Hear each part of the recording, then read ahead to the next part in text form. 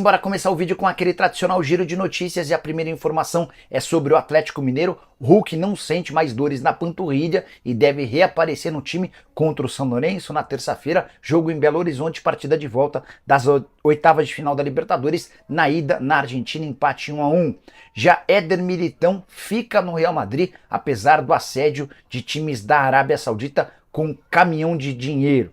A ideia do Real Madrid é contar com o zagueiro brasileiro na avaliação dos dirigentes do clube merengue, um dos principais do mundo. Já Pedro Rocha foi emprestado ao Criciúma, atleta que tinha contrato com o Fortaleza até dezembro. O empréstimo com o Criciúma termina em dezembro e aí ele fica livre para decidir seu futuro. Na passagem de 2 temporadas pelo Lyon, 45 jogos, 4 gols e 10 assistências. Por falar no Criciúma, o Tigre também anunciou o lateral direito Dudu, o meia Serginho, que estava no Vasco, além do centroavante Eric Popó, que surgiu no Oeste. Bora completar esse giro de notícias contando que Evanilson, ex-jogador do Fluminense, foi anunciado como novo reforço do Bournemouth da Inglaterra, vai vestir a camisa 9 na disputa da Premier League. Ele chega para o lugar do Solanke, operação de 37 milhões de euros fixos. E a saideira do giro de notícias, o Porto pretende ocupar a vaga do Evanilson com o Vitor Roque, jogador que está à disposição do mercado. O Barcelona já anunciou que pretende emprestá-lo, mas o Sporting, rival do Porto, é hoje aquele com negociações mais avançadas com o Barça.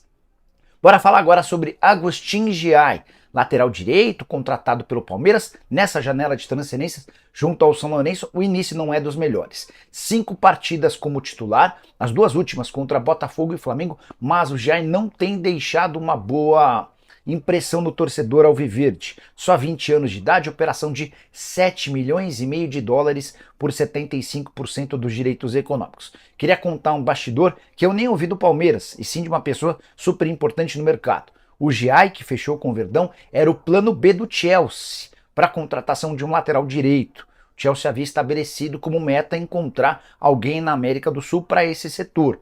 A primeira opção era Pedro Lima, lateral direito de só 17 anos de idade, revelado no Sport com passagem pelas categorias de base da seleção brasileira. Se as tratativas com o Sport não avançassem, o Giai seria o segundo nome. Mas o Chelsea acabou fechando um acordo com o Sport, operação de 7 milhões de euros fixos, mais 3 milhões de euros em bônus. O Chelsea desistiu do Giai, deixando o caminho livre para que o Palmeiras o contratasse.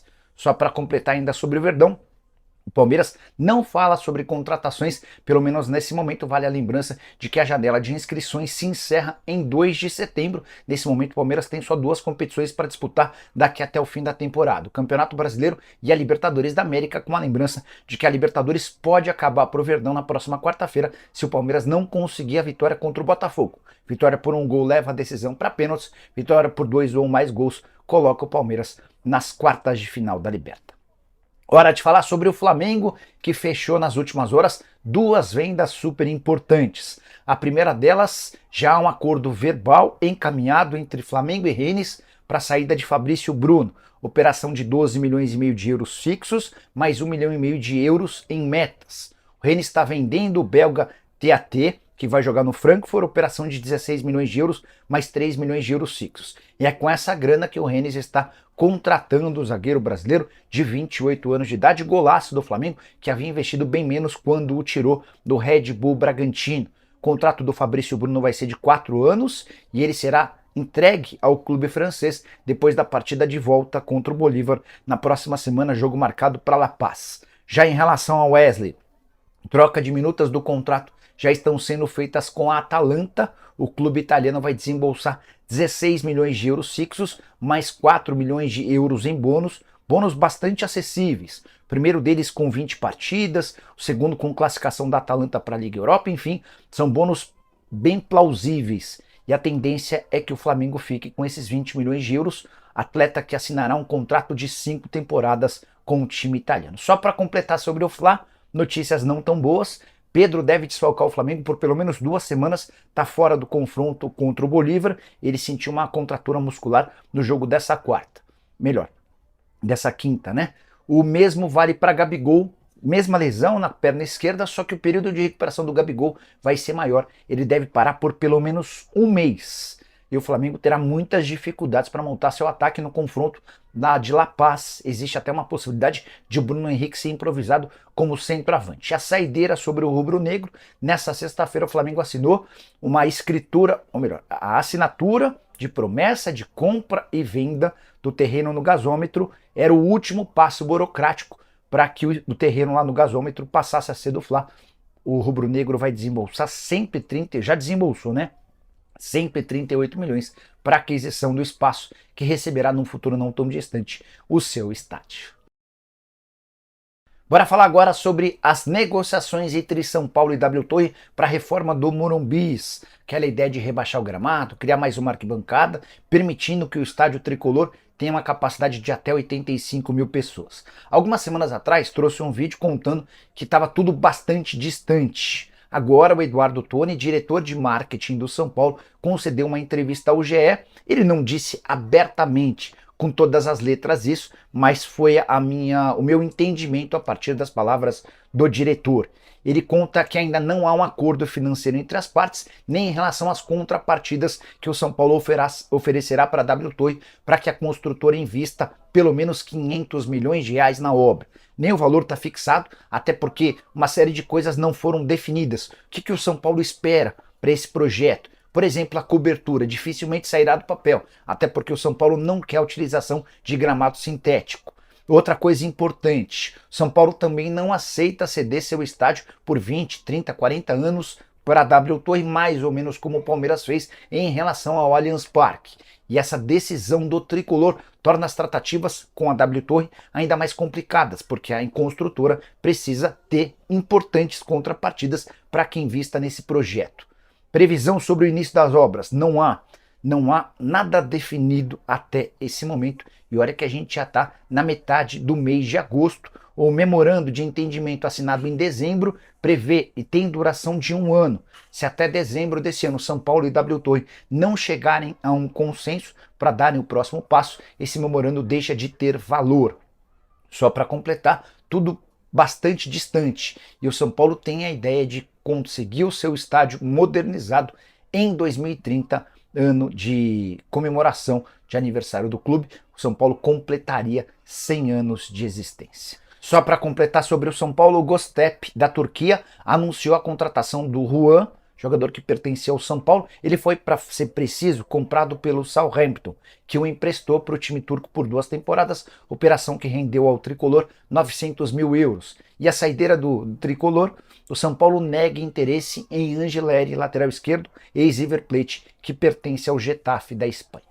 Hora de te atualizar sobre o Vasco e as tratativas para a venda da SAF do clube a um fundo árabe. O fundo interessado é do príncipe da Arábia Saudita, Mohammed bin Salman, o mesmo que adquiriu recentemente o Newcastle e mudou o tamanho do time inglês. E tem uma série de outros investimentos por todas as áreas que você possa imaginar.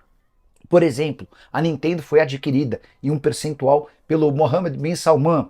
Esse príncipe herdeiro da Arábia Saudita também está criando uma cidade no meio do deserto, o Neom, a cidade de Neom, que promete ser a mais eletrônica do mundo.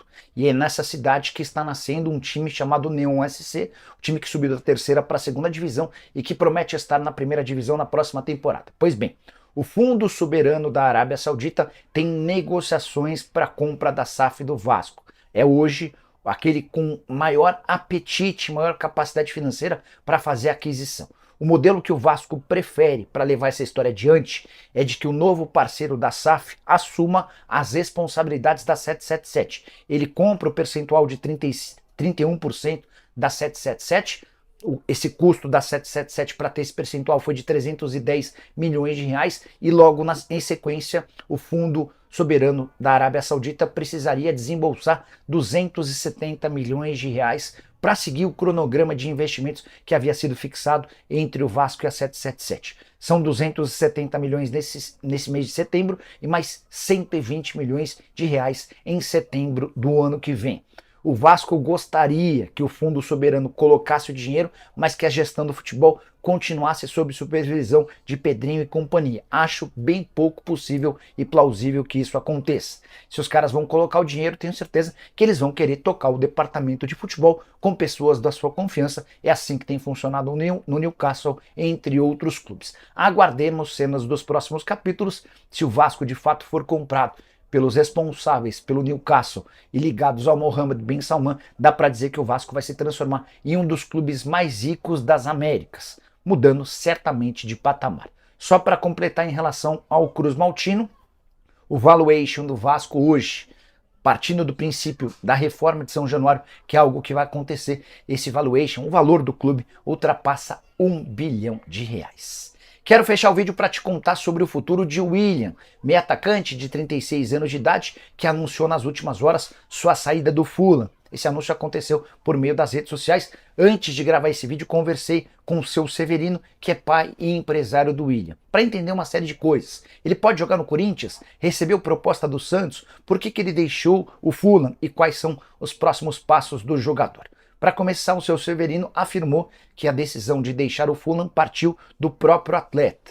Ele entende que não dá para continuar num clube que se satisfaz apenas em fugir do rebaixamento.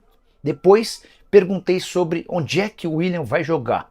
E a resposta foi: a tendência é que o William vá para os Estados Unidos, para o Catar ou para a Arábia Saudita, são as principais possibilidades no momento.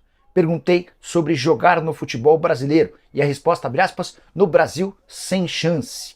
O Corinthians seria o único time possível, mas não rola. Precisaria fazer uma enquete com a torcida, até porque são eles que mandam lá, fecha aspas, declaração forte do pai do William, demonstrando chateação com a forma como o Corinthians é tocado, muita interferência e palavra importante dos torcedores nas decisões de Augusto Melo e companhia. Severino garante que não há possibilidade de acordo com o Corinthians e conta também que em outro clube rival do Corinthians o William nem cogita essa possibilidade. O Santos chegou a oferecer um contrato longo para transformar o William numa referência do time. Não há nenhuma possibilidade dessa história avançar. Hoje o William passa férias ao lado da família na casa que eles têm nos Estados Unidos.